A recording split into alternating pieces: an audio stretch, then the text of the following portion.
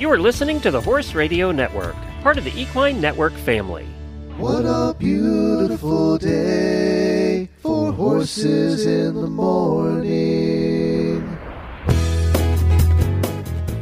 You are listening to the #1 horse podcast in the world.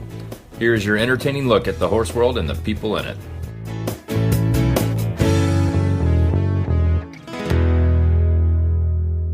I'm Julie Broadway, president of the American Horse Council.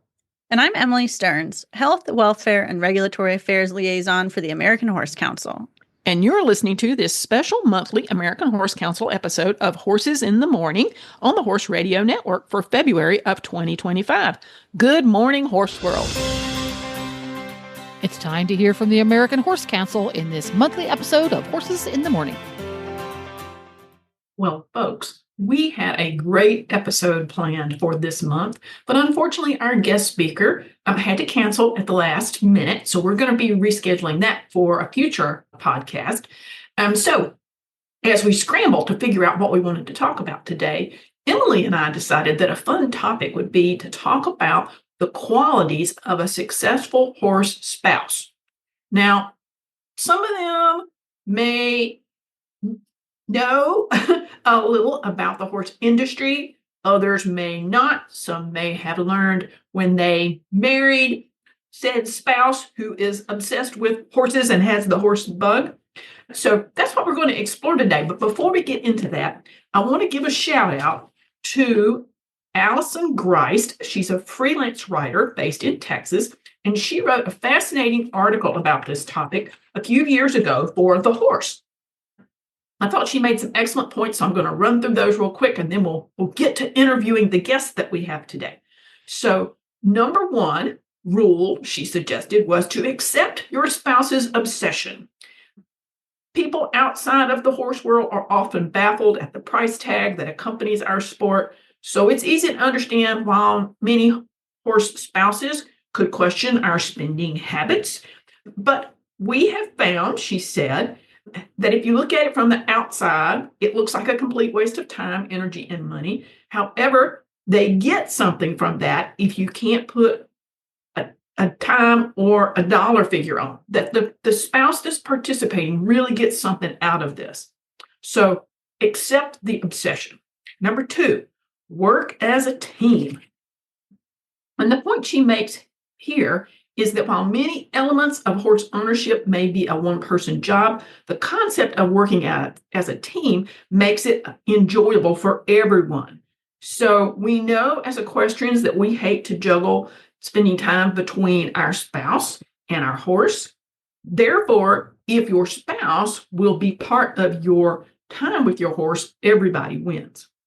And the third thing she commented on in her article was what she called rule number 3, which was accept that you need to, quote, hurry up and wait.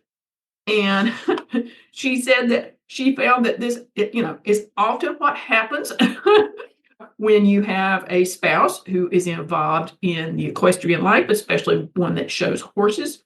So keep in mind that there's more than one way to support your spouse while they're in the arena. And it all depends on their goals as well as their personalities and your relationship. Some like to have support from afar.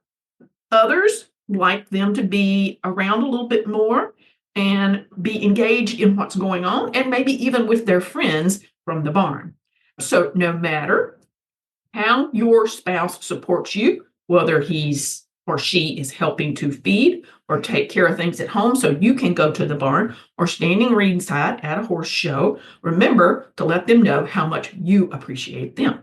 So with that, our episode today has 3 guests that we are delighted to introduce to you. So the segment of today's podcast is brought to you by Piranha.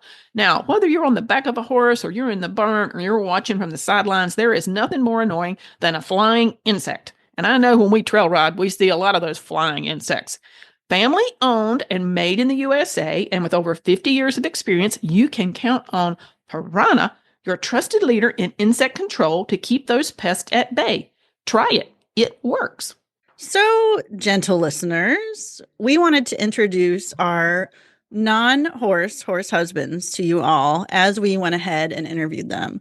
So I would say he is sitting next to me, but he is actually at his own spot. But I have my husband, David Stearns, and we have our operation manager's husband, Joe Harkins. And we also have our president's husband, Tony Humphreys. So welcome, everybody. And thank you for putting up with us for the next little bit. Thanks for having us. So kicking this off, I think we wanted to start, we all know how we met, as we talk about it behind the scenes sometimes, but we wanted to get kind of the point of view from the horse partners. Dave, why don't you start? How did we meet?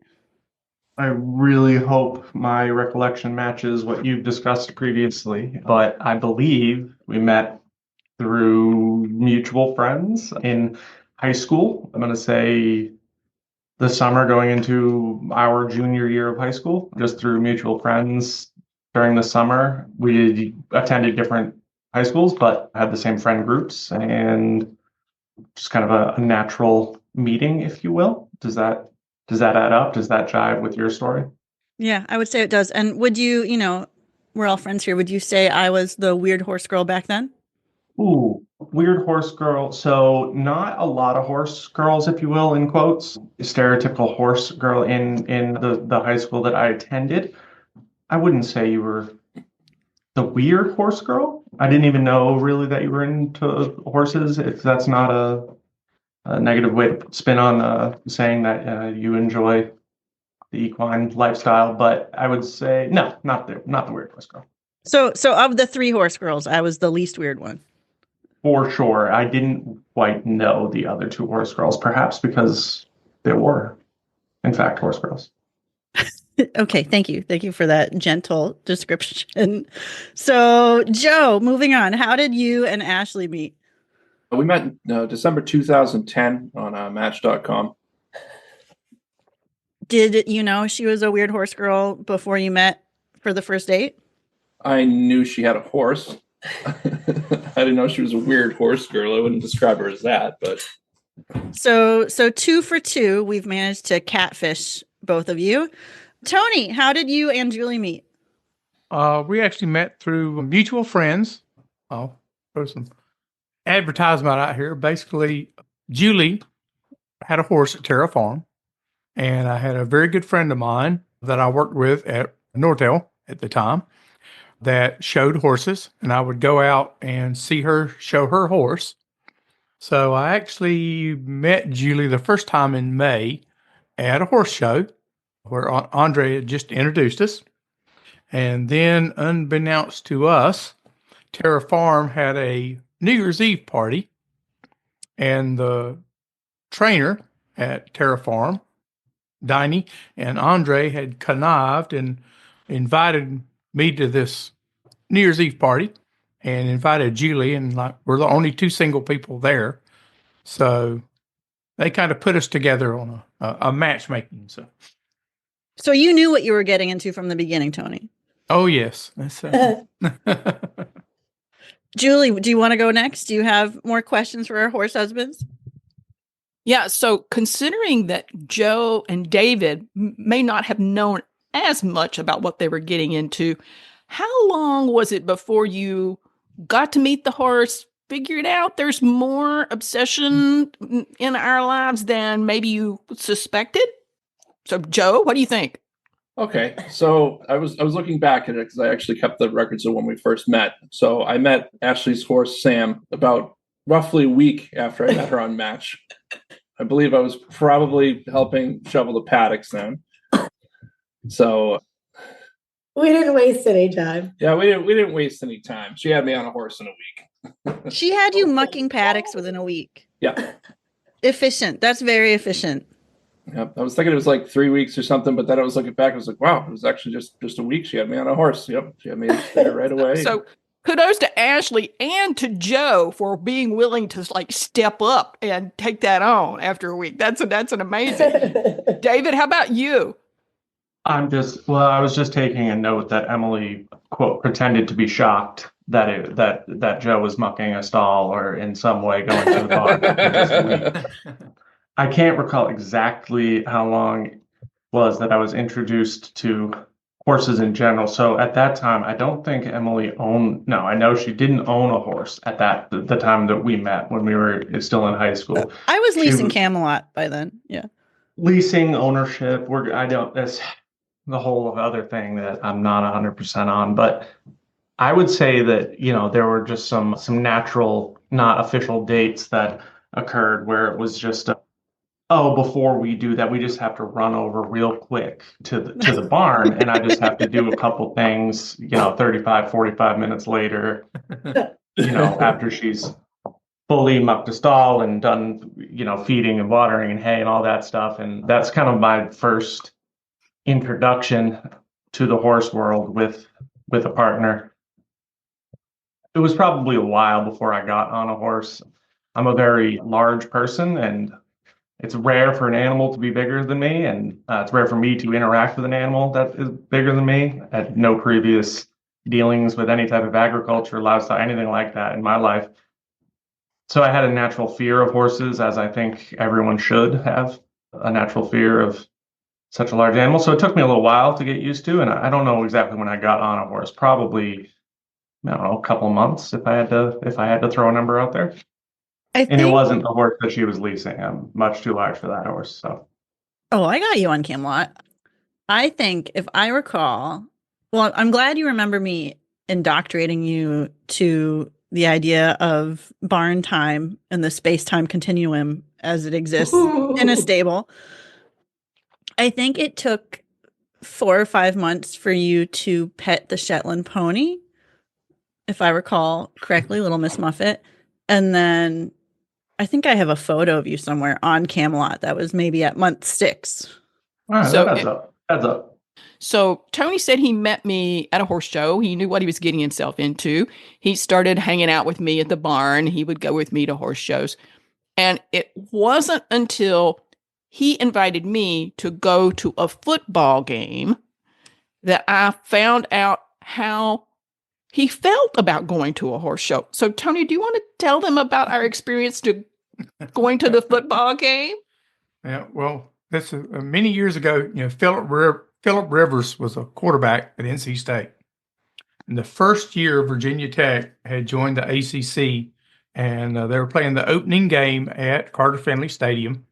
And I had some really good seats, about 35-yard line with a friend of mine. So we went out and we tailgated before the football game, of course, and we had a really good time tailgating. So we go into the game, and it's first quarter, and it's a really good game. Rivers is doing really well, and it's about the end of the first quarter. Julie, she looks over at me, she goes, "Well, I'm ready to go anytime you are." And I said, well, you remember those horse shows where the horse goes around? Well, that's kind of what it's like for me. So she said, "Oh, okay." So then she just sat there the rest of the game and watched it. But I had no idea I was torturing him at a horse show the way he was torturing me at the football game. So. And the horse show, they only get to watch you perform for 3 minutes at best. So. Yeah. Well, but I'm also going to piggyback off of what Joe and David have said. It took me 20 years to get my husband to get on a horse. Oh. So last year, I had to go speak at a conference, and it was in Arizona, in Tucson. And we went over to a dude ranch because I had the opportunity to interview a guy from White Stallion Ranch. And we got over there, and they said, "Well, you definitely have to go out for a ride." And so my husband said, "Okay, I'm game." So we actually have photographic proof now that he has gotten on a horse, but it only took me 20 years. Yeah, that's the trick. You have to document it, right? All those horse people out there, if your spouse gets on the horse, you must document it excessively because you never know when it's going to happen again. Yeah, it's timestamped for me. So, hey, Joe, so my question for you would be, what's your favorite part about being a horse husband? Always learning something new. Ashley's always teaching me new things, telling me about all sorts of new things that whether I want to know them or not want to know them. Learning about just, I don't know, maintaining horses and what's involved with it. And then, of course, if they, I get to take care of Gideon if she has to go away. So that's always good. And having a little bit of a bond with them, that's fun. Yeah, pretty much. David, what about you? What's your favorite part? Ooh. I'll piggyback off Joe there. I definitely learn something new all the time, and sometimes it's just like something wildly just unbelievable, or something that I just would never have thought of. But my favorite part, geez, probably just Emily's like level of happiness like with them, and just kind of watching her kind of do her thing with them. It's just such a stark difference between the things that I would consider doing myself that would make me happy compared to the things that she does herself that make her happy. But being able to be a part of that is special, and it brings me joy. So yeah. That's such a sweet thing. Thanks, babe. You're a good hubby. What about you, Tony? Well, I'll say we never owned horses, but growing up on a farm was very animal oriented, and a very animal oriented person. But I mean, I really think that it's the interactions that you get with the majority of people that you meet in the horse world. As we travel, go to shows or go to conventions and meet all the different people, and they talk about their horses or describe the interactions that they have with the other people. That's really an enlightening experience to see all of them and see how they care of them. And I've definitely learned that probably, the one biggest fear that women have is not being able to own a horse. It's they all just have to have them. It's they're very driven. It's a good interaction the way they are when they're with their horse. I think that's a good thing to say. Yeah, he says this because he asked me to take a hiatus, and so I don't have a horse right now, and it's about to kill me. But that's just what it is. So I think we have three very different living situations here. So Tony, you grew up on a farm, and you and Julie currently do not own. I mean, you're very active horse industry people still, but you currently do not own a horse, and you live in the suburbs. Ashley and Joe, you were not a farm person growing up, right? Yeah, you were a suburb guy. They have their little farmette with their goats, and Gideon, who comes and goes, they lease him out during the school year. And then I've somehow wrangled Dave into just full out buying the farm. So we have the full gamut of relationship situations, I think, in terms of how we're incorporating horses into our lives. So I think the next question that I had was, so we've talked about what's your favorite part, the best part of being a horse husband, but what is the hardest part? And I'm going to say something, I'm going to piggyback and start off something David said, which is time gets away from you. It doesn't matter if I'm going to the barn or I'm going to a horse show. I'll say, I'll be right back. And inevitably, he has to come and hunt me down because I've gotten sucked into a conversation with somebody or something's happened. But Tony, what would you say is the hardest part? I'd say that's the two things.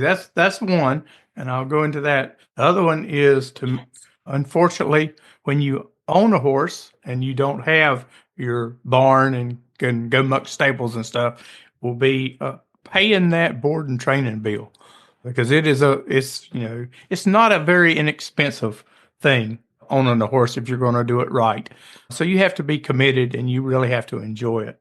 But the time getting away from you, my good examples there is we would always go to the Morgan Grand National World Championship Horse Show in Oklahoma City, and Julie would go out there, and we always have to show up before it starts at 6 o'clock.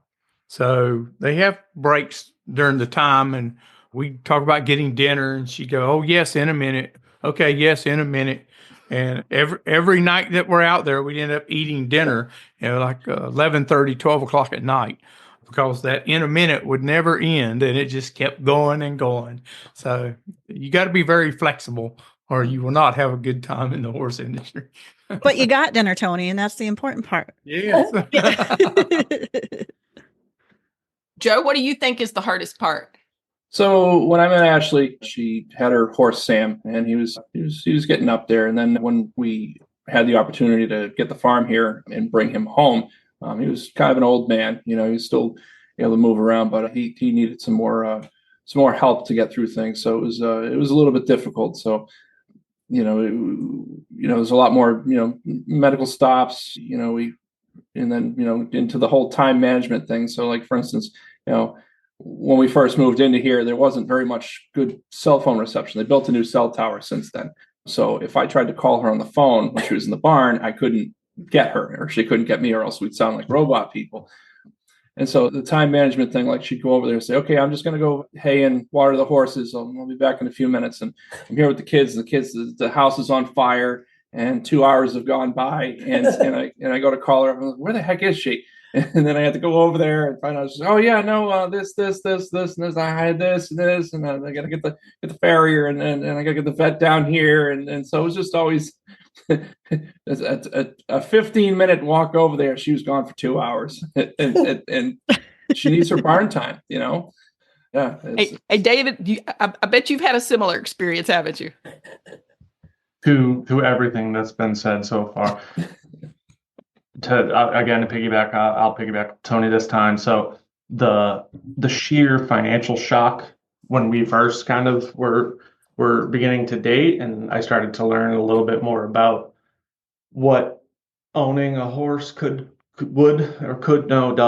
cost. When Emily got her first horse, Hardy, we still have, who's a pet at this point, but just the financial shock was startling at first. I joke with her to this day, the concept of, do you know what kind of boat I could have for a monthly payment for what is spent on stabling and the fees that we pay to barns and things like that. But worst part, what's the hardest part about horse shows were difficult for me, specifically dressage shows. She could explain it to me 782 times even today, and I still just don't understand it, even conceptually. They're super long. It's either sweltering hot or frigid.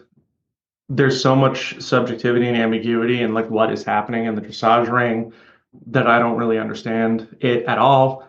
I don't understand a sport that is judged like that. So that's really hard to do. And she sees things that I just can't possibly see. And she'll point things out to me, and it's like a foreign language. So it's a struggle there. And obviously I try to be supportive, but she's made me, she's allowed me to stop going to, we've reached that point in our relationship where I don't have to. I don't force it upon you. I know you support it in spirit. Yes, exactly. And then, she disappears. So, what I assume would take 30 minutes, I'll go out and I'll be like, I just make sure you're alive. It's dark out. It's, currently 8:30 at night. Did you realize that type of thing? And I don't want to sound like I'm reining her back home. It's just time disappears or ceases to keep running when you're in the barn. So sometimes my other folks out there, horse folks out there, will get it, especially when you have the horses at home. Sometimes you just make the mistake of sitting down, maybe on your tack trunk or something. Ooh. And in the dark, my favorite time in the barn is like 6:30, 7 o'clock at night. It's dark out.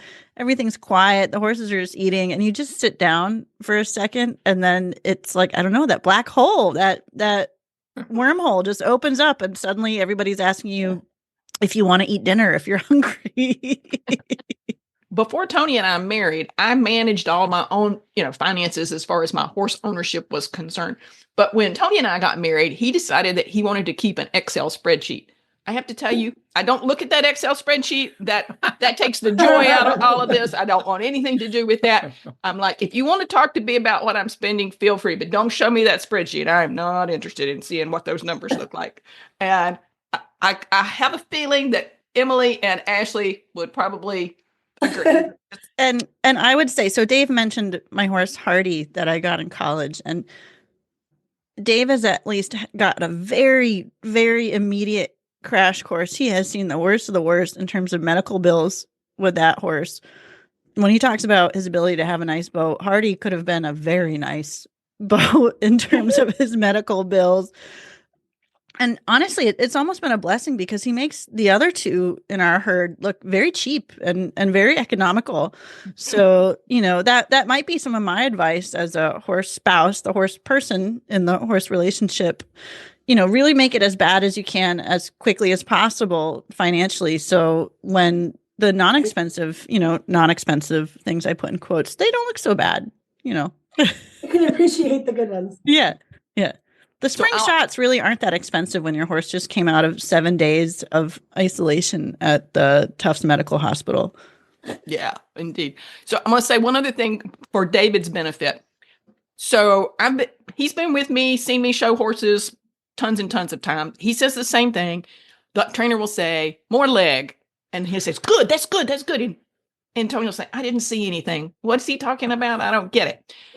But the tables got turned, David, when my husband bought a really nice dog and he decided he wanted to show this dog. So he went to his first dog handling class and he goes in and he picks up the leash of the dog and he starts around the ring and the instructor says, stop right there. Wait a minute. Let me tell you. And she's grilling him. And when he was done with the class, sweat was pouring off his brow and he was like, oh my gosh. I said, this is what it's like when you ride a horse. It's the same exact concept there. Yes, same instructions. You got to look ahead. You don't need to look at the dog. He'll go where you're going. You got to hold your hand here.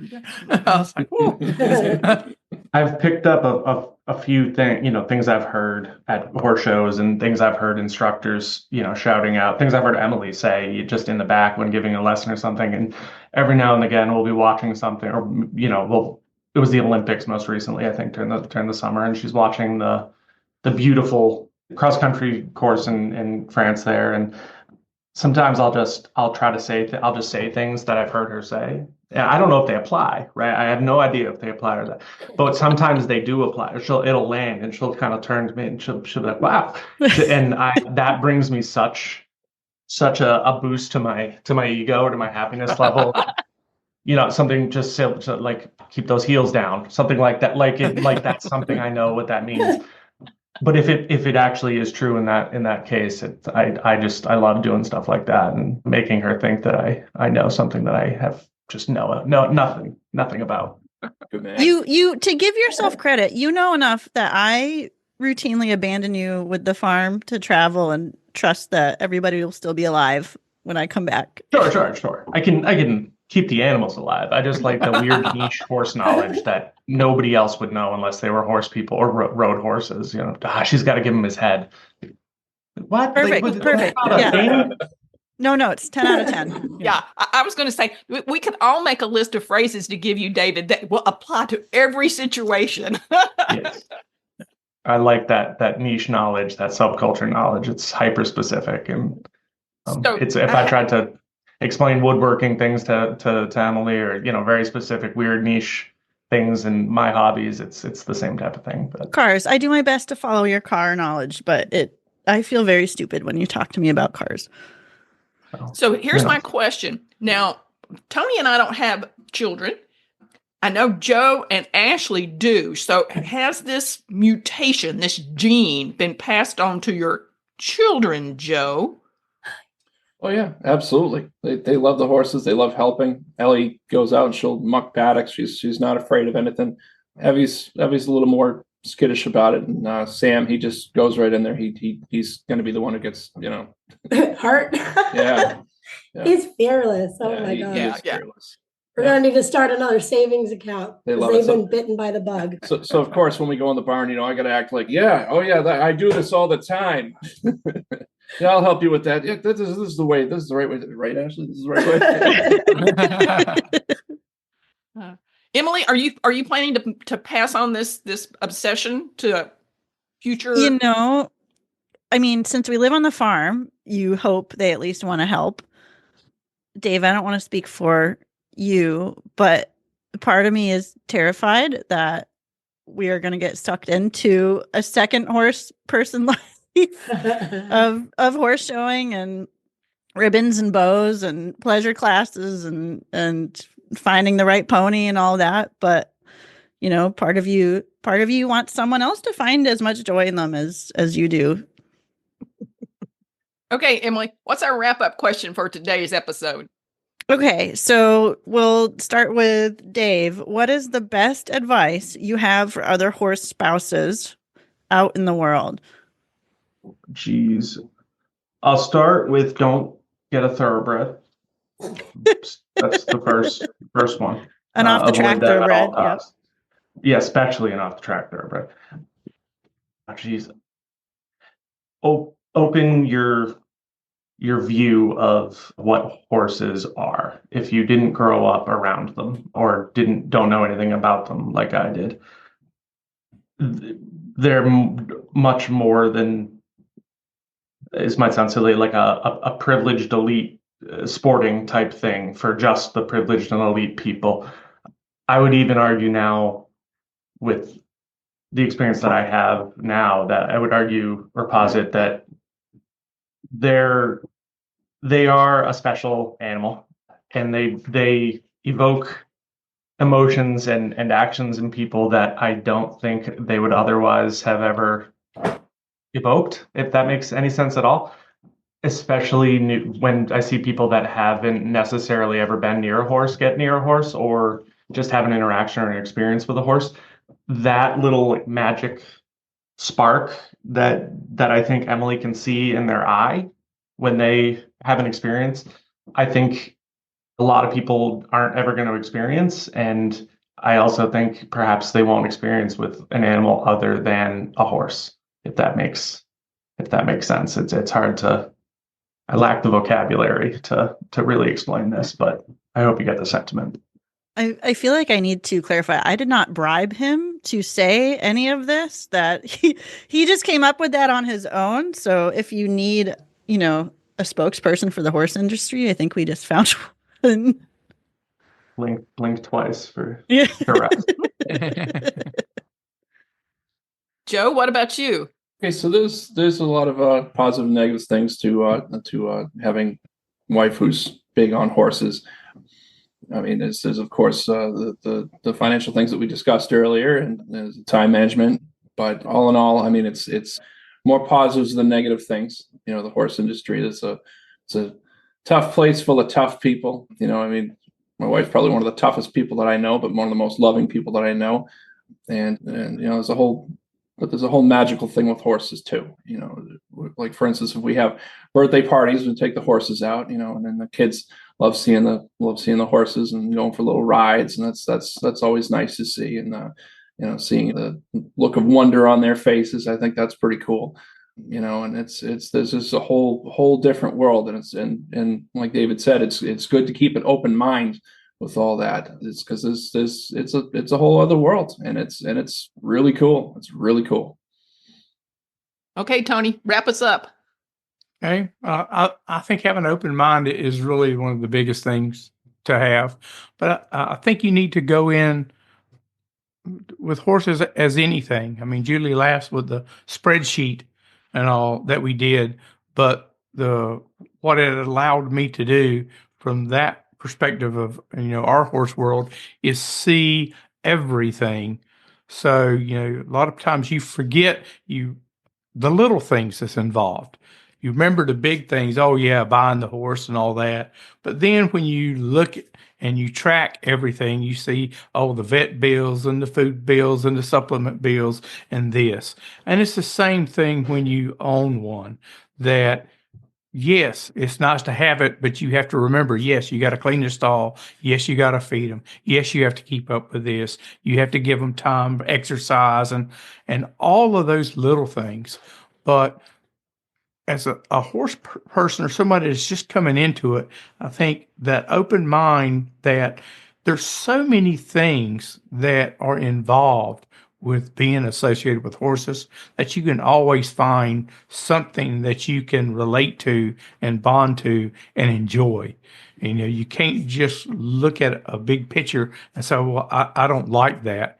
It's either the interfacing with all the people that you come across, or actually the interaction with the animal itself that, can bring you lots of joy and entertainment as well. So I think you just need to be open and enjoy everything that's involved with it. So. Well, I want to thank David and Joe and Tony for playing along with us today. They've been great guests, and we really appreciate them carving out a little bit of their time to help us with this episode today. So thanks, everyone. So the last segment of our episode today is brought to you by Merck. Merck Animal Health believes that if we all do right by the horse, we'll never do wrong. So that's why they are driven by an unconditional commitment to the horse and to the veterinarians and the communities who support them. From infectious disease tracking through their equine respiratory biosurveillance program to building a sustainable profession through their veterinary well-being study to creating equine health products with the highest level of safety and efficacy, Merck Animal Health is unconditional. It's just who they are, and you can learn more about Merck by going to mercanimalhealthusa.com. So today's legislative and regulatory update is on the Horse Protection Act. Now, as many of you may have heard, the Horse Protection Act went into effect in 1970. It's gone through several revisions over the course of the last, 50 years. And we're due for some new proposed regulations to take effect on February the 1st of 2025. So if you're listening to this episode, the first Tuesday of February, they've already possibly gone into effect, or maybe not.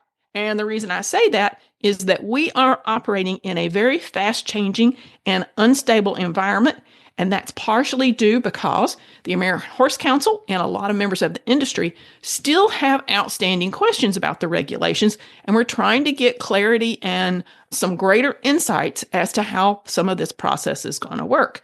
But we're not getting a lot of answers back from USDA right now, and we also are having a changeover in our leadership in the U.S., so with incoming new president and changes in top-level people in all the agencies in Washington, we just don't know exactly if this is going to take effect on February the 1st or not.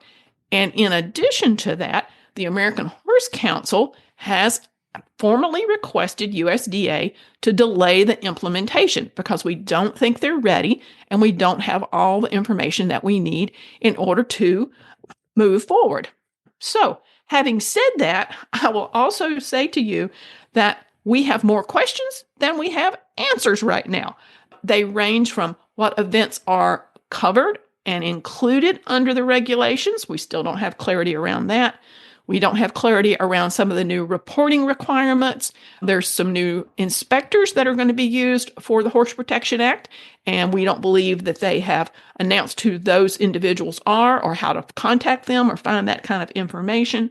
So just a whole lot of questions and concerns that have not been addressed, and the information is not forthcoming. So we're really at the American Horse Council carefully considering and consulting with our members to determine how we want to proceed about this.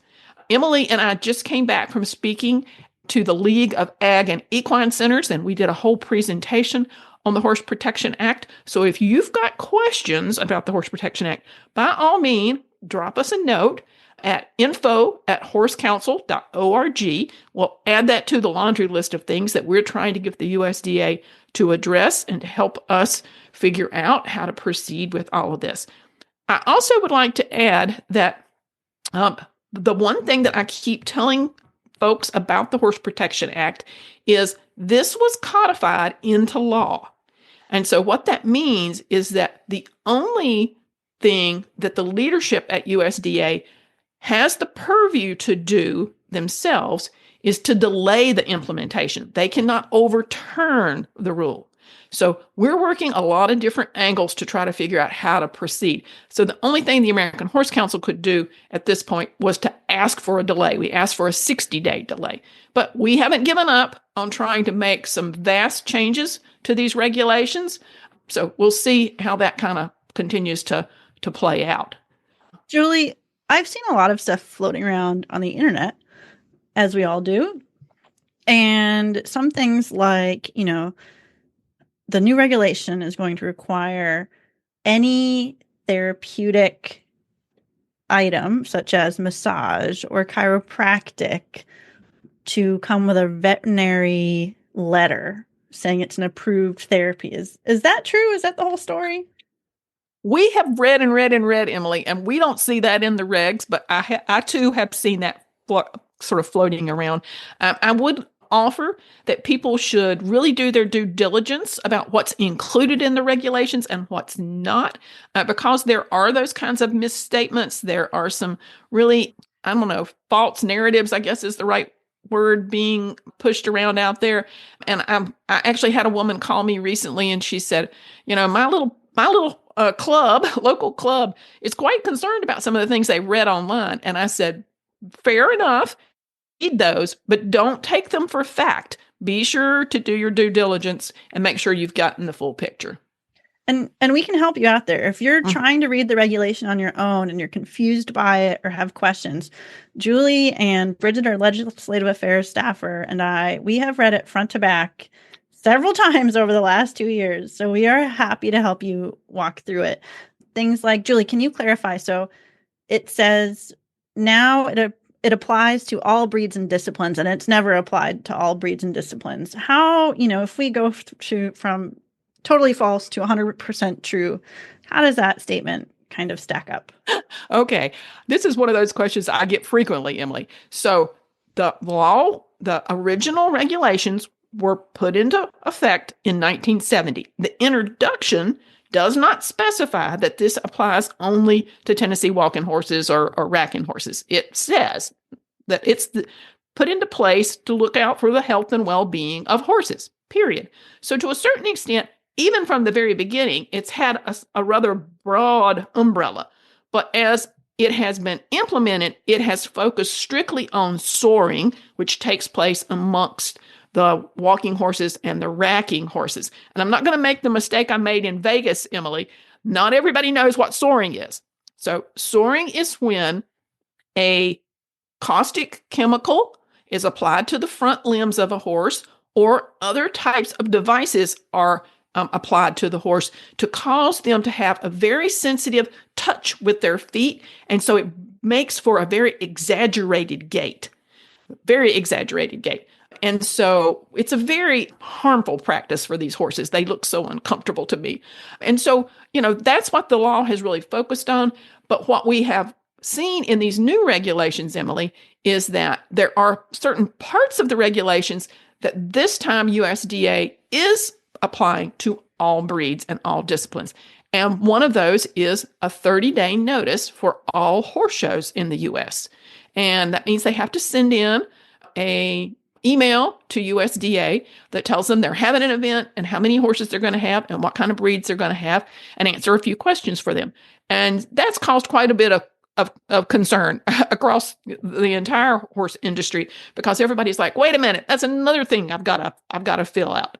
So your exact question, Emily, I'm sorry to kind of cut the knife a little fine here. No, I think that does. Yeah. So long story short, since 1970, it has always applied to all breeds.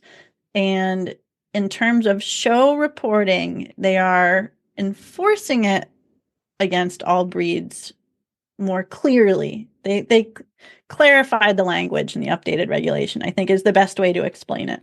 Yeah, that's a good way to explain it. Well, I do want to say it's interesting. The American Horse Council put out a special bulletin a couple of weeks ago because we weren't getting cooperation from USDA, and said that we had formally requested this 60-day extension, but that we wanted to be clear that we still supported the original intention of the Horse Protection Act, which was to prohibit soaring. And some people have, I think, maybe misinterpreted that statement to mean that we are in agreement with all aspects of this new regulation. And I can honestly say the American Horse Council is not in agreement with all aspects of this regulation. Far from it. But we are still committed to the prohibition of soaring. And so we are continuing to have internal discussions amongst our committees, discussions amongst our board of trustees about whether or not we're going to put out a follow-up statement to kind of clarify what our position is or exactly how we want to proceed. I will tell you that we asked USDA to respond to our request for a delay, and we have not had a response from them. So there could be more information forthcoming, folks, about where we're at with this. And I think the easiest answer is always, especially with the changeover in administration, of which we're already seeing staffing changes within USDA, which is not uncommon. when there's a new president coming in, it doesn't matter who it is, who knows how everything's going to move forward. And if anybody has a crystal ball, we would love to know. But that will have an impact on enforcement. We just don't know how that will impact things. So folks, stay tuned. If you have questions, as Emily said, feel free to reach out to any of us. We'll try to do our best to address them and give you as much insight as we can. Unfortunately, in some places, we're going to tell you what we've been told and what we haven't been told, and we might not be able to get you everything you need, but we're happy to chat with you about it. And please know that we have as much anxiety and consternation about all this as probably all of you do. We are fellow horse people and fellow horse showers, so we get it, folks. Yeah, we do. So thanks, Emily, for helping me out with that. Again, reach out to us if you have any questions, folks. Thank you for joining us today. We've provided some numbers and some links to our show notes, and we invite you to support our beloved industry and join the American Horse Council and earn a free subscription to our monthly newsletter, which shares the latest in all of the legislative happenings, federal and state, as well as more information that we think horse owners like you need to know. And you can follow the American Horse Council on social media. You can find us on Facebook, Instagram, X, formerly Twitter, and LinkedIn. And you can also subscribe to this podcast's RSS feed.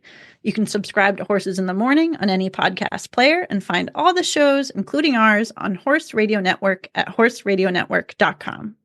As we always like to say, we are #HereForHorses. Thank you for listening.